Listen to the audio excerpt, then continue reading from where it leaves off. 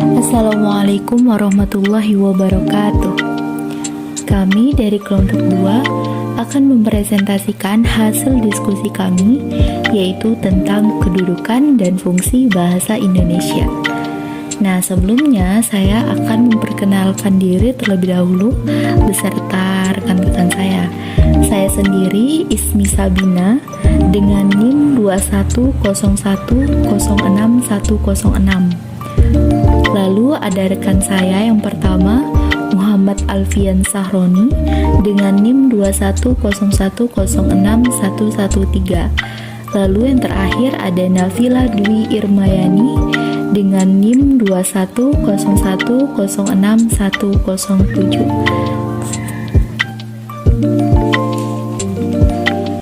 Baik, kita langsung saja ke pembahasan materi, yaitu tentang kedudukan dan fungsi bahasa Indonesia. Nah, di sini kedudukan dan fungsi bahasa Indonesia dibagi menjadi dua. Yang pertama, fungsi bahasa Indonesia sebagai bahasa nasional yang disahkan pada saat peristiwa Kongres Sumpah Pemuda yang bertepatan pada tanggal 28 Oktober 1928. Nah, di mana pada saat itu para pemuda Indonesia berikrar mengenai 3 hal yang berisi. 1. Kami putra dan putri Indonesia mengaku bertumpah darah yang satu, yaitu tanah air Indonesia. Yang kedua, kami putra dan putri Indonesia mengaku berbangsa yang satu, yaitu bangsa Indonesia. Dan yang ketiga, kami putra dan putri Indonesia menjunjung tinggi bahasa persatuan, yaitu bahasa Indonesia. Fungsi dan kedudukan bahasa Indonesia sebagai bahasa negara yang dikukuhkan pada saat sehari setelah kemerdekaan Republik Indonesia, yaitu tanggal 18 Agustus 1945 atau bertepatan dengan disahkannya UUD 1945. Nah, pada bab 15 pasal 36 UUD 1945 ditegaskan bahwa bahasa Indonesia adalah bahasa resmi negara. Fungsi dan kedudukan bahasa Indonesia sebagai bahasa nasional itu dibagi menjadi 4 fungsi. Yang pertama, sebagai lambang kebanggaan nasional. Yang kedua, sebagai lambang identitas nasional. Yang ketiga, sebagai alat pemersatu berbagai suku bangsa. Dan yang keempat, sebagai alat perhubungan antar budaya dan antar daerah. Fungsi bahasa Indonesia dalam kedudukan sebagai bahasa negara juga memiliki 4 fungsi. Yang pertama, yaitu sebagai bahasa resmi kenegaraan.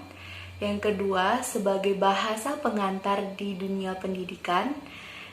Yang ketiga, sebagai alat perhubungan pada tingkat nasional. Dan yang keempat, sebagai alat pengembangan kebudayaan, ilmu pengetahuan, dan teknologi.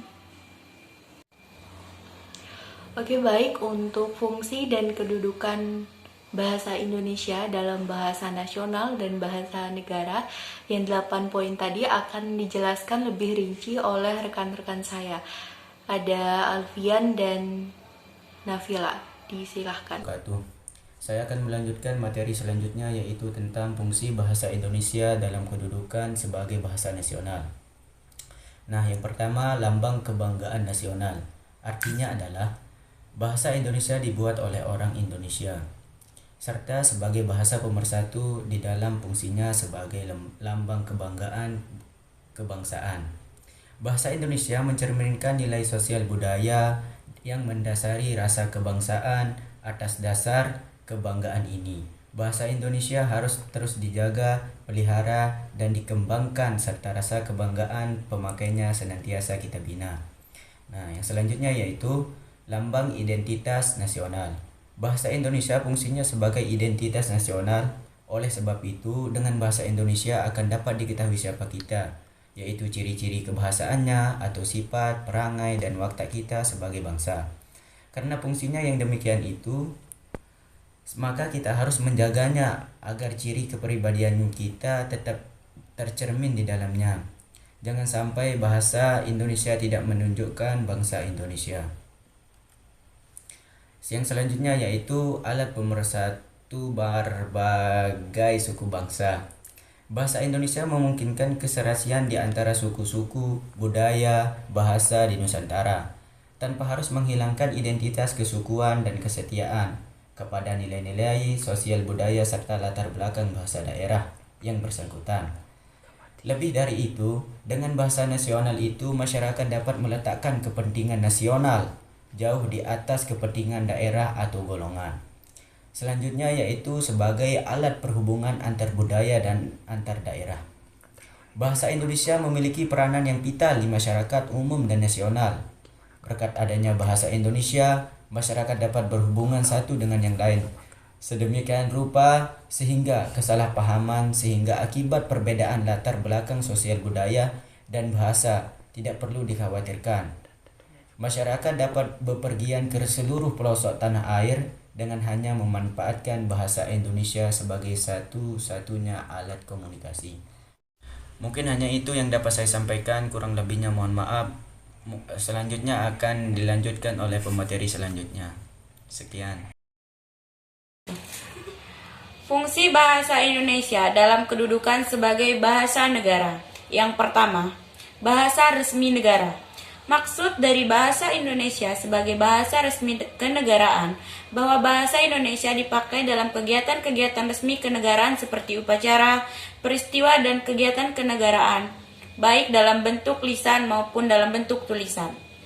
Salah satu kegiatan tersebut adalah penulisan dokumen dan putusan-putusan serta surat-surat yang dikeluarkan oleh pemerintah dan badan-badan kenegaraan lainnya serta pidato-pidato kenegaraan. Yang kedua, bahasa pengantar dalam pendidikan. Bahasa Indonesia memiliki fungsi vital di dunia pendidikan di Nusantara ini. Mulai dari taman kanak-kanak sampai dengan perguruan tinggi di seluruh Indonesia, kecuali pada daerah-daerah tertentu yang masih menggunakan bahasa daerah sebagai bahasa pengantar seperti Aceh, Batak, Sunda, Jawa, Madura, Bali, dan Makassar.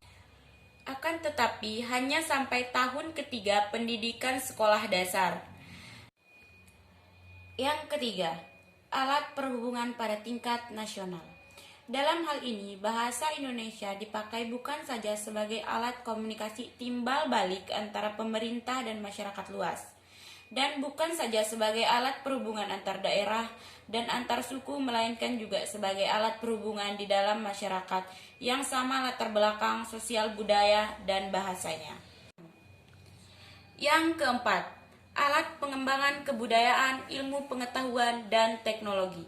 Di dalam hubungan ini, bahasa Indonesia adalah satu-satunya alat yang memungkinkan kita membina dan mengembangkan kebudayaan nasional sedemikian rupa sehingga bahasa Indonesia memiliki ciri-ciri dan identitasnya sendiri yang membedakannya dengan kebudayaan daerah.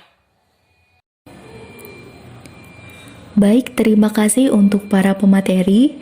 Jadi kesimpulan dari materi ini adalah bahwa bahasa merupakan alat komunikasi yang sangat penting bagi manusia, baik secara lisan maupun tulisan. Menggunakan bahasa Indonesia yang baik dan benar pada saat berkomunikasi, maka akan terjalin interaksi sosial yang baik. Kedudukan bahasa Indonesia sebagai bahasa nasional artinya dapat mempersatukan seluruh masyarakat yang berbeda bahasa dan kebudayaan dengan satu bahasa yang sama, yaitu Indonesia. Sebagai bahasa negara artinya bahasa Indonesia adalah bahasa yang resmi dan sebagai pengembangan kebudayaan nasional, ilmu pengetahuan, dan teknologi. Terima kasih telah menyaksikan video presentasi kami. Kurang lebihnya kami mohon maaf apabila ada kesalahan dalam penulisan maupun penyampaian dalam materi tadi. Semoga apa yang disampaikan dapat bermanfaat dan dapat dipahami dengan baik oleh teman-teman semuanya. Untuk itu, saya Ismin Sabina dan kedua rekan saya Nafila dan Alfian pamit undur diri. Sekian dan terima kasih. Wassalamualaikum warahmatullahi wabarakatuh.